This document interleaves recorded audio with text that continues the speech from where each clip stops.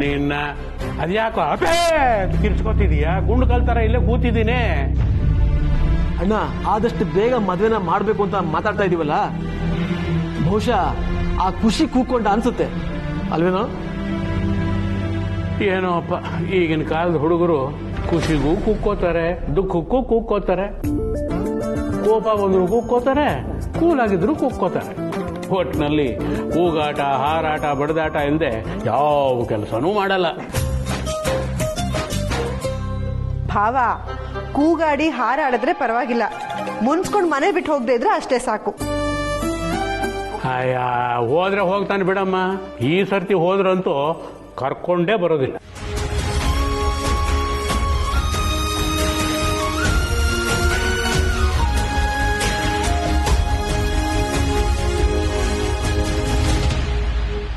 ಇಲ್ಲಪ್ಪ, ಇನ್ಯಾವತ್ತೂ ನಿಮ್ಗೆ ಆ ಥರ ಕಷ್ಟ ಕೊಡಲ್ಲ. ಮನೆ ಬಿಟ್ಟು ಹೋಗೋದಿರ್ಲಿ, ಅದ್ರ ಯೋಚನೆನೂ ಮಾಡಲ್ಲ. ನೀವೇನೇ ಅಂದ್ರು, ನೀವೇನೇ ನಿರ್ಧಾರ ತಗೊಂಡ್ರು ನಾನು ನಿಮ್ಮ ಮಾತು ಮೀರಲ್ಲ.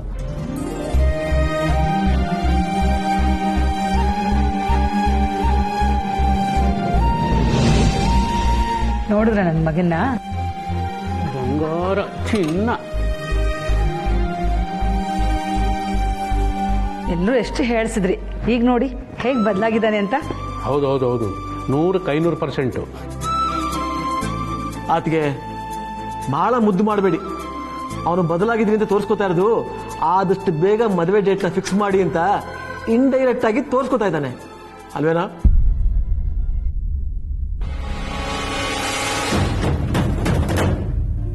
ಸುಮ್ಮನೆ ಇರು ಲಕ್ಷ್ಮಣ. ಅಣ್ಣ, ಆದಷ್ಟು ಬೇಗ ಇವನಿಗೆ ಮದುವೆ ಮಾಡಬೇಕು. ಇಲ್ಲ ಅಂದ್ರೆ ರೂಮಲ್ಲಿ ಫೋಟೋ ಇದೆಯಲ್ಲ, ಆ ಫೋಟೋಗೆ ತಾಳಿ ಕಟ್ಬಿಡ್ತಾನೆ. ಹೌದೌದೌದು, ಕಟ್ಟಿದ್ರು ಕಟ್ಟಿಬಿಡೋನೆ ಇವನು. ಹಾಗಿದ್ರೆ ಮದುವೆ ದಿನ ಗೊತ್ತು ಮಾಡ್ಬೋದಲ್ವಾ? ಮದುವೆ ದಿನ ಗೊತ್ತು ಮಾಡೋದು ಅಷ್ಟೊಂದು ಸುಲಭ ಅಂತ ಅನ್ಕೊಂಡ್ಯಾ? ಅದು ಶಾಸ್ತ್ರೋಕ್ತವಾಗಿ ನಡಿಬೇಕು. ನಾವು ನಾಳೆನ ಆಶ್ರಮಕ್ಕೆ ಹೋಗಿ ಗುರುಗಳ ಹತ್ರ ಮುಹೂರ್ತದ ಬಗ್ಗೆ ಮಾತಾಡ್ಕೊಂಡು ಬರೋಣ.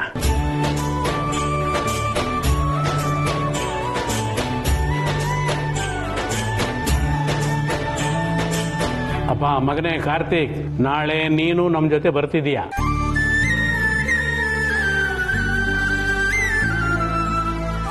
ನಿನ್ನ ಜೀವನದ ಮುಖ್ಯವಾದ ಘಟ್ಟ ಅದು ಯಾವತ್ತು ಅನ್ನೋದು ನಾಳೆನೇ ನಿರ್ಧಾರವಾಗುತ್ತೆ.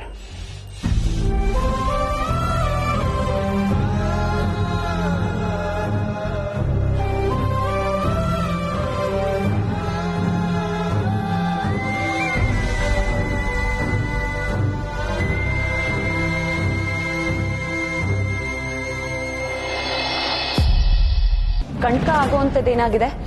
ಅಯ್ಯೋ, ಅದು ಒಂದು ದೊಡ್ಡ ಕತೆ ಬಿಡು ಅಲ್ವೇ.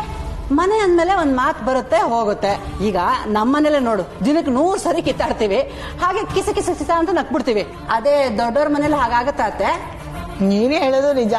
ದೊಡ್ಡವ್ರ ಮನೇಲಿ ಏನಿದ್ರು ದೊಡ್ಡದಾಗೆ ಆಗೋದು. ಏನಾದ್ರೂ ಒಂದು ಸಣ್ಣ ಸಂಭ್ರಮ ಇರ್ಲಿ, ಅದನ್ನ ದೊಡ್ಡದಾಗಿ ಆಚರಿಸ್ಕೋತಾರೆ. ಏನಾದ್ರೂ ಒಂದು ಸಣ್ಣ ಸಮಸ್ಯೆ ಸಿಕ್ಕಿದ್ರು ಸಾಕು, ಜೋರಾಗಿ ಜಗಳ ಆಡ್ತಾರೆ. ಅದ್ ಸರಿ ಗಿರ್ಜಮ್ಮ, ಆದ್ರೆ ಮದ್ವೆಗೂ ಅವ್ರ ಮನೇಲಿ ನಡೆದಿದ್ದಕ್ಕೂ ಏನ್ ಸಂಬಂಧ? ಅದು ಅಳಿಂದ್ರು. ಸುಮ್ನೆ ಹೇಳ್ತೀಯಾ? ಶುರು ಹಚ್ಕೊಂಡ್ಬಿಟ್ಟಿಯಾ? ವಿಷಯನ ಊರ್ ತುಂಬಾ ಹೇಳ್ಕೊಂಬ ಆಯ್ತಾ? ಅಕ್ಕ, ಅಮ್ಮ ಹೇಳ್ತಿರೋದು ನನ್ನ ಹತ್ರ ಕಣೆ, ಊರ್ ತುಂಬಾ ಅಲ್ಲ. ಅದನ್ನೇ ಕಣೆ ನಾನು ಹೇಳ್ತಿರೋದು, ನೀನ್ ಊರ್ ಸುತ್ತೋಳು ಅಂತ.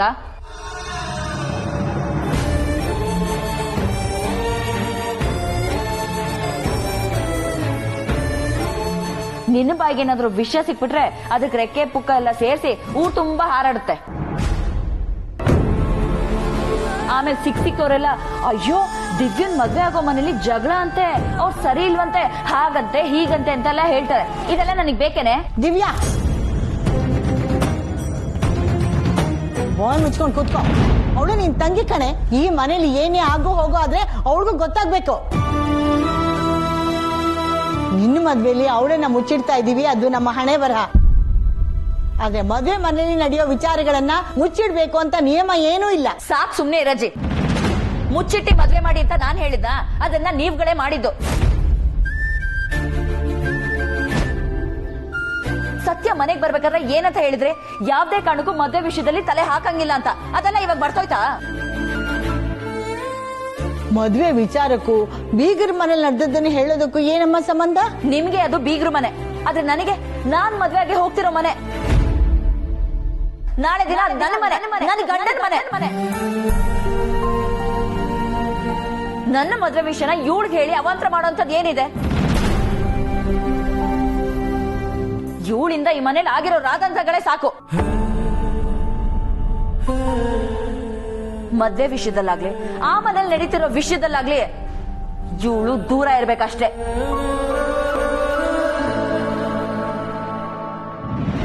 ನಿಮ್ಮಿಬ್ಬರಿಗೆ ಹೇಳಿದ್ದು ಅರ್ಥ ಆಯ್ತಾ? ಸ್ವಾತಿದೆ, ಅದೇನ್ ಮಾಡಿದೆ ತಂದು ಹಾಕು.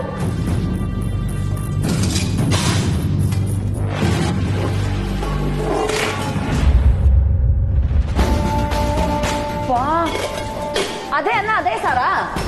ಮತ್ತೇನೇ ಮಾಡ್ಬೇಕು? ಬೇರೆ ಏನಾದ್ರೂ ಮಾಡ್ಕೊಬಾ, ಹೋಗ್ ಮ್ಯಾಗಿ ಮಾಡ್ಕೊಬಾ, ಇಲ್ಲ ನಾನು ಊಟ ಮಾಡಲ್ಲ. ಹೊತ್ತು ಗೊತ್ತು ಒಂದಿಲ್ವಾ? 3 ಹೊತ್ತು ಮ್ಯಾಗಿ ಮ್ಯಾಗಿ ಮ್ಯಾಗಿ ಅಂತ ಸಾಯ್ತಿರ್ತಾಳೆ.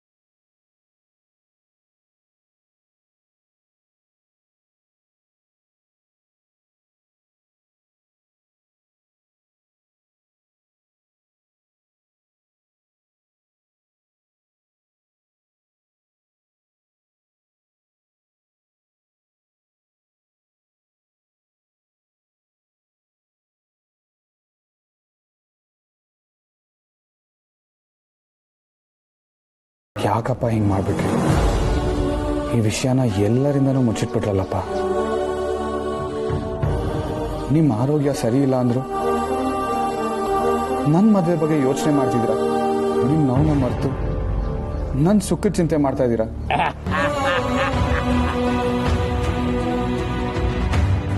ನನ್ನಂತ ದಡ್ಡ ಇನ್ನೊಬ್ಬ ಇಲ್ವೇ ಇಲ್ಲ. ನಿಮ್ಮನ್ನ ಎಂಥ ಪ್ರಶ್ನೆ ಕೇಳ್ತಾ ಇದ್ದೀನಿ ನೋಡಿ. ಚಿಕ್ಕವನಾಗಿದ್ದಾಗ ಜೋರಾಗಿ ಮಳೆ ಬರ್ತಿದ್ರೆ ಗೋಡೆ ಅಡಿಲಿ ನಿಂತು ಮಳೆ ನೋಡಿ ಖುಷಿ ಪಡ್ತಾ ಇದ್ದೆ.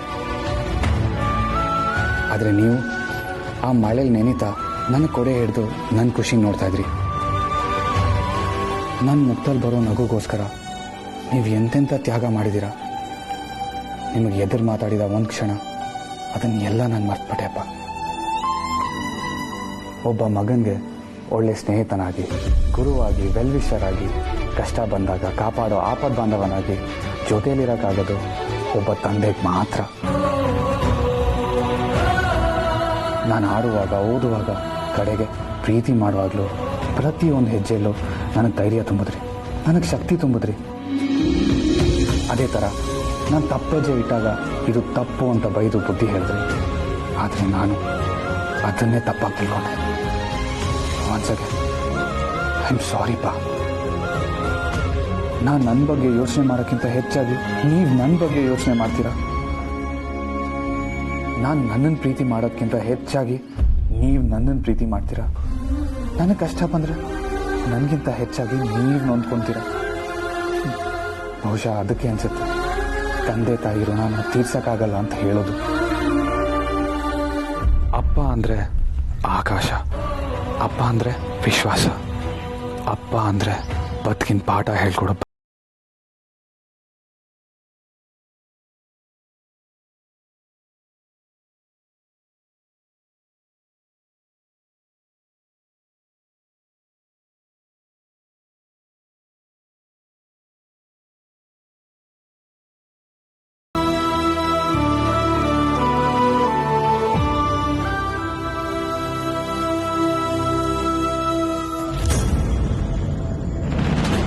ತಗೋಮ್ಮ, ಊಟ ಮಾಡು. ನೀನ್ ಊಟ ಯಾಕೆ ತಂದೆ? ನಂಗೆ ಹಸ್ವಿಲ್ಲ. ಸತ್ಯ, ಹಸುವಾಗೋದು ಹೊಟ್ಟೆಗೆ, ಮನಸ್ಸಿಗಲ್ಲ. ಮನಸ್ಸಿಗೆ ನೋವಾದಾಗ ಹಸುವಿಗೆ ಗೊತ್ತಾಗಲ್ಲ. ಸುಮ್ಮನೆ ಊಟ ಮಾಡು. ಆಯ್ತು, ಅಲ್ಲಿಡು, ಆಮೇಲೆ ಊಟ ಮಾಡ್ತೀನಿ.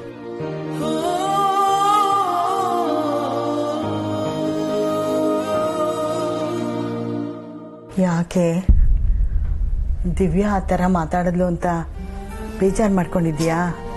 ಇಲ್ಲ ಗಿರ್ಜಮ್ಮ, ಅಕ್ಕನ ಮದ್ವೆ ವಿಚಾರದಲ್ಲಿ ನಾನ್ ತಲೆ ಹಾಕ್ಬಾರ್ದು ಅನ್ನೋದು ಪ್ರಪಂಚಕ್ಕೆ ಗೊತ್ತಿರೋ ವಿಷಯ. ಅದ್ ಯಾವಾಗ್ಲೂ ನಿರ್ಧಾರ ಆಗಿದೆ. ಅಕ್ಕ ಅದನ್ನೀಗ ನನಗ್ ಜ್ಞಾಪಿಸಿದ್ಲು ಅಷ್ಟೆ. ಅದ್ರಲ್ಲಿ ಬೇಜಾರ್ ಮಾಡ್ಕೊಳ್ಳುವಂಥದ್ದೇನಿದೆ? ಅಷ್ಟಕ್ಕೂ ಗೊತ್ತಿರೋ ವಿಚಾರ ಜ್ಞಾಪಿಸಿದ್ರೆ ಬೇಜಾರಾಗಲ್ಲ. ಆದ್ರೆ ನಮಗ್ ಗೊತ್ತಿದೆ ಅನ್ಕೊಂಡಿರೋ ಅಂತ ವಿಚಾರ ಸುಳ್ಳಾಗಿರ್ಬಹುದೇನೋ ಅನ್ನೋ ಅನುಮಾನ ಬಂದಾಗ ತರ ಹಿಂಸೆ ಆಗತ್ತೆ. ನಿಜವಾದ ವಿಷಯ ಬೆನ್ನ ಹಿಂದೆ ಇದ್ದು ನಾವು ಮಾತ್ರ ಕಣ್ ಮುಂದೆ ಇರೋದನ್ನ ನಿಜ ಅಂತ ಅಂದ್ಕೊಂಡಿರ್ತೀವಿ. ಸತ್ಯ, ನೀನ್ ಮನೆಗೆ ಬಂದಾಗ ಬೇಜಾರಲ್ಲಿದ್ದೆ. ಈಗ ಒಗಟಕ್ಕಾಗಿ ಮಾತಾಡ್ತಾ ಇದೀಯಾ. ನೀನ್ ಯಾವ ವಿಚಾರ ಬಗ್ಗೆ ಮಾತಾಡ್ತಾ ಇದೀಯಮ್ಮ?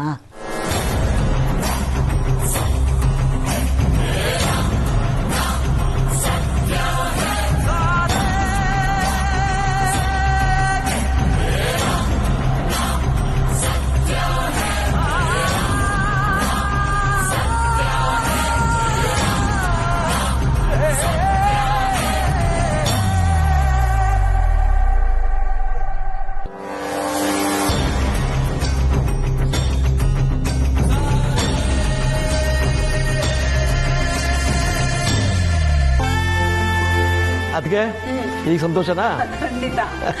ಎಷ್ಟೋ ವರ್ಷಗಳ ಮೇಲೆ ಈ ಮನೆಯಲ್ಲಿ ಒಂದು ಶುಭ ಕಾರ್ಯ ನಡೀತಾ ಇದೆ.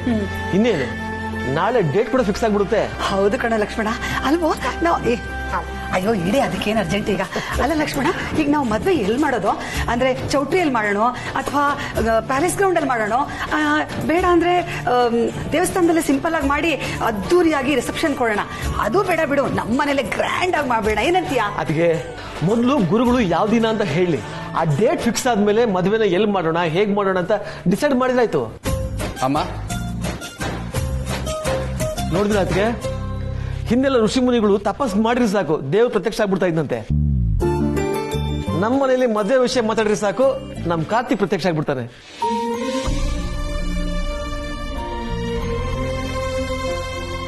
ಅಲ್ವಾ? ಮತ್ತೆ ದೇವ್ರ ಪ್ರತ್ಯಕ್ಷ ಆದ್ರೆ ವರ ಕೊಡ್ತಾನೆ. ಆದ್ರೆ ಇವನ್ ಮದ್ವೆ ಹುಡುಗ ವರನಾಗೆ ಪ್ರತ್ಯಕ್ಷ ಆಗ್ಬಿಟ್ಟಿದ್ದಾನೆ. ಆದ್ರೂ ಎಲ್ಲ ನೀವೇ ಮಾತಾಡ್ತಿದ್ದೀರಾ. ನೀವು ಅವನ ಹತ್ರನೂ ಮಾತಾಡಿ ನಿರ್ಧಾರ ತಗೊಂಡ್ರೆ ಚೆನ್ನಾಗಿರುತ್ತಲ್ವಾ?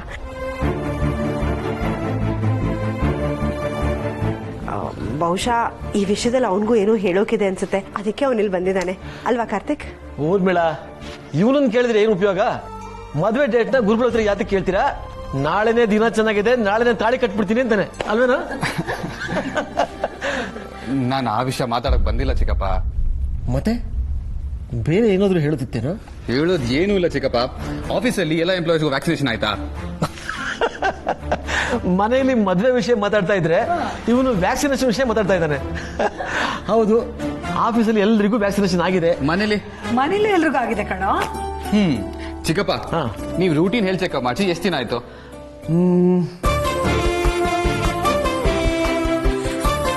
ಇತ್ತೀಚೆಗೆ ಮಾಡಿಸಿಲ್ಲ ಕಣ, ಒಂದ್ 3-4 ವರ್ಷ ಆಗಿರ್ಬೋದು. ಯಾಕೆ? ಕೆಲ್ಸ ಬ್ಯುಸಿಯಪ್ಪ, ಅದಕ್ಕೆ ಮಾಡ್ಸಕ್ಕಾಗಿಲ್ಲ. ಇಷ್ಟಕ್ಕೂ ನಮ್ ಹೆಲ್ತ್ ಕಂಡೀಷನ್ ನಮಗೆ ಗೊತ್ತಾಗತ್ತಲ್ವಾ? ಆರಾಮಾಗೆ ಇದೀನಲ್ಲ, ಮತ್ತ್ಯಾಕೋ ಮಾಡಿಸ್ಲಿ? ಇಲ್ಲ ಚಿಕ್ಕಪ್ಪ, ಹೆಲ್ತ್ ವಿಷಯದಲ್ಲಿ ತಾತ್ಸಾರ ಮಾಡೋದು ಒಳ್ಳೇದಲ್ಲ. ಆದ್ರೆ ಇದ್ದಕ್ಕಿದ್ದಾಗ ಯಾಕೋ ಈ ವಿಷಯ ಅಲ್ಲ? ಏನಿಲ್ಲಮ್ಮ, ಹಾಗೆ ನೆನ್ಪಂತು. ಮನೇಲಿ ಎಲ್ರದು ಹೆಲ್ತ್ ಚೆಕಪ್ ಆಗಿದೆ ತಾನೆ? ಇಲ್ಲಪ್ಪ, ಯಾರ್ದು ಆಗಿಲ್ಲ. ಆಗಿಲ್ವಾ? ಹಾಗಿದ್ರೆ ಹೆಲ್ತ್ ಚೆಕಪ್ಗೆ ನಾನು ಅರೇಂಜ್ ಮಾಡ್ತೀನಿ. ಚಿಕ್ಕಪ್ಪ, ನೀವು ಅಪ್ಪ ಫ್ರೀ ಮಾಡ್ಕೊಬೇಕು. ನಿಮ್ಮ ಅಪ್ಪನ್ ಚೆಕಪ್ ಆಗಿರಬಹುದು. ಅಮ್ಮ, ನಿನ್ಗೆ ಅಪ್ಪ ಯಾವ್ಯಾವ ಟ್ಯಾಬ್ಲೆಟ್ ತಗೊಂತಾರೆ ಅಂತ ಗೊತ್ತಲ್ವಾ? ಮೆಡಿಸಿನ್ ಯಾವ್ದಂತ ನಂಗೆ ಗೊತ್ತಿಲ್ಲ ಕಣೋ. ಬೆಳಗ್ಗೆ ಒಂದು ರಾತ್ರಿ ಒಂದು ತಗೊಳ್ತಾರಲ್ಲ, ಆ ಬಣ್ಣ ಏನು ಅಂತ ನನಗೆ ಗೊತ್ತು ಅಲ್ವೋ? ಅಷ್ಟಕ್ಕೂ ನಾನ್ ಮೆಡಿಸಿನ್ ಹೆಸರು ಯಾಕೆ ಓದ್ಲಿ? ಕಾರ್ತಿಕ್, ಈಗ ಇದನ್ನೆಲ್ಲ ಯಾಕೆ ಕೇಳ್ತಾ ಇದ್ದಿ? ಈ ಸುಮ್ನೆ ಚಿಕ್ಕಪ್ಪ, ಕ್ಯಾಶುಯಲ್ ಆಗಿ. ಅಮ್ಮ, ಅಪ್ಪ ಟ್ಯಾಬ್ಲೆಟ್ ತಗೊಂಡ್ರಾ? ಇನ್ನೂ ಇಲ್ಲ ಅನ್ಸುತ್ತೆ. ಸರಿ, ನಾನೇ ಕೊಡ್ತೀನಿ. ಅಲ್ವೋ? ಇದಕ್ಕಿದ್ದಾಗೆ ಇದೇನು? ಏನಮ್ಮ ನೀನು ಜವಾಬ್ದಾರಿ ಅಂದ್ರೆ ಬರೀ ಆಫೀಸ್ ಜವಾಬ್ದಾರಿನೇನಾ? ನಮ್ಮ ಮನೆಯವ್ರ ಬಗ್ಗೆ, ನಮ್ಮ ಮನೆ ಬಗ್ಗೆ ಎಲ್ಲ ಯೋಚನೆ ಮಾಡ್ಬೇಕಲ್ವಾ?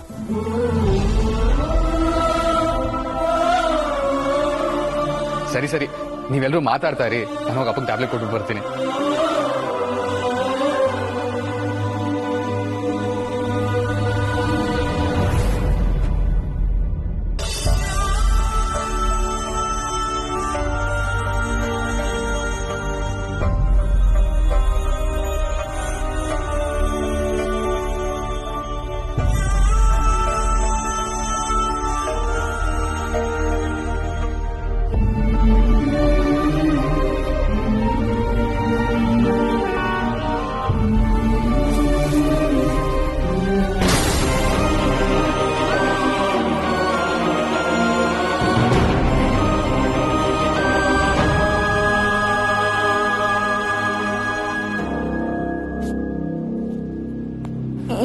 ಗಿರ್ಜಮ್ಮ, ಏನ್ ಯೋಚನೆ ಮಾಡ್ತಿದ್ಯಾ? ಸತ್ಯ, ನೀನು ಇತ್ತೀಚೆಗೆ ನಿಮ್ಮ ಅಪ್ಪನ ಬಗ್ಗೆ ತುಂಬಾ ಯೋಚನೆ ಮಾಡ್ತೀಯ. ಯಾಕಮ್ಮ, ಅವನ್ ನೆನಪಾಗ್ತಿದ್ಯೇನೆ? ಅಥವಾ ನಿನ್ನ ಮನಸ್ಸಲ್ಲಿ ಬೇರೆ ಏನೋ ಇದೆಯಾ? ಅಪ್ಪನ ನೆನಪು ಮಾಡಿಕೊಂಡು ಮಂಕಾಗಿರ್ತೀಯ, ಒಗುಟೊಗುಟಾಗಿ ಮಾತಾಡ್ತೀಯ. ಏನಾಯ್ತು ಸತ್ಯ? ಗಿರ್ಜಮ್ಮ, ಅಪ್ಪ ಇನ್ನೊಂದಷ್ಟು ವರ್ಷ ನಮ್ ಜೊತೆ ಇರ್ಬೇಕಿತ್ತು ಅನ್ಸುತ್ತೆ.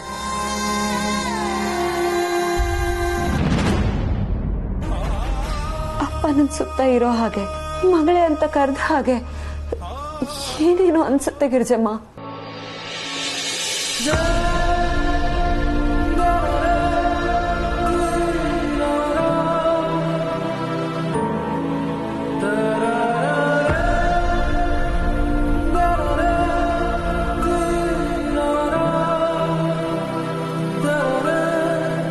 ಗಿರ್ಜಮ್ಮ, ನನ್ಗೆ ಅಪ್ಪನೇ ನಮ್ಮನ್ ಬಿಟ್ಟು ಹೋದ್ರು ಅಥವಾ ಅಪ್ಪನ ನಮ್ಮಿಂದ ಯಾರಾದ್ರೂ ದೂರ ಮಾಡಿದಾರೋ ಅನ್ನೋಂತ ಅನುಮಾನ ಶುರುವಾಗಿದೆ.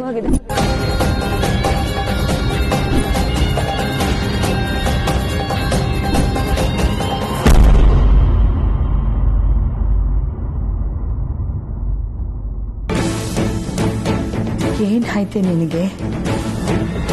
ಅವತ್ತು ಇದೇ ಮಾತನ್ನು ಕೇಳ್ದೆ, ಇವತ್ತು ಅದೇ ಮಾತನ್ನು ಕೇಳ್ತಾ ಇದ್ಯಾ? ಅವನನ್ನು ಉಳಿಸ್ಕೊಳ್ಳೋ ಅದೃಷ್ಟ ನಾವು ಪಡ್ಕೊಂಡು ಬಂದಿರ್ಲಿಲ್ಲ ಕಣೆ.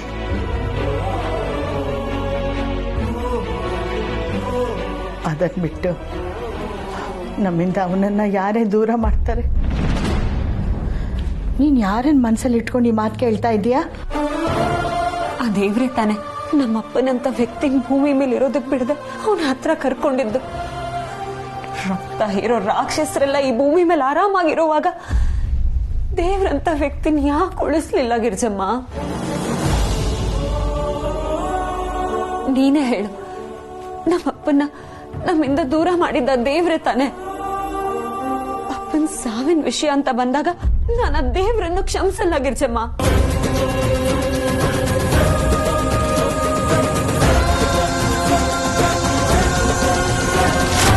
ದೇವ್ರೇ ಆಗ್ಲಿ ಯಾರೇ ಆಗ್ಲಿ